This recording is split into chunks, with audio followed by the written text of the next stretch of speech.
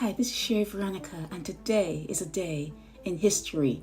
Ruby Bridges. She, at the tender age of 6, advanced the cause of civil rights in November 1960 when she became the first American student to integrate an elementary school in the South. Where in the South? Louisiana. It was the class of one. She was the only student in the classroom because all the other white parents pulled out their white kids from the classroom, and the teacher and her ate lunch together.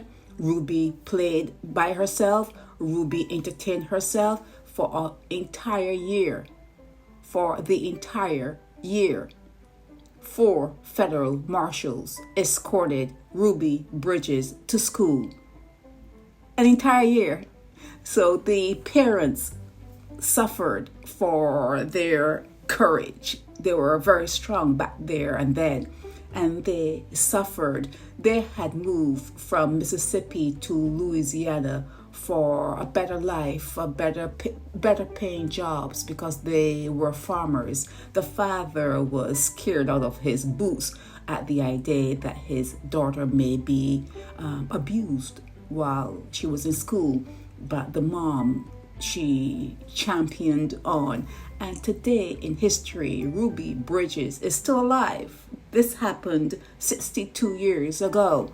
Ruby is still alive, and who knows, there may be books, there may be movies made of this particular event in time, but it only went to show how when you segregate, because for Ruby to go to that school, she had to sit a special test to prove that she could compete with the whites in the classroom, and she passed. And the same thing happens right now in Barbados and maybe some other islands where you take a test to make sure you can compete with students in a particular school. It's segregation still. They don't call it that.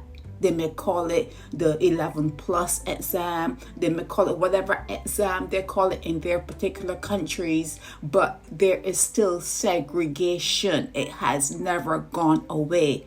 Okay, so Ruby Bridges is someone in history. She didn't really understand what was happening while it was happening. She was quite young, only 6 years old, and she didn't understand that the federal marshals were there to make sure that they didn't do her in. She didn't really understand. Now, as a grown woman, and she has prospered. Ruby is out there now. She made a life for herself. So I would suggest that maybe you seek her out. Maybe she has written a book. Maybe there are movies about this particular happening in Louisiana back in the day. But all that has gone away now. Well, there's desegregation, but it is still there.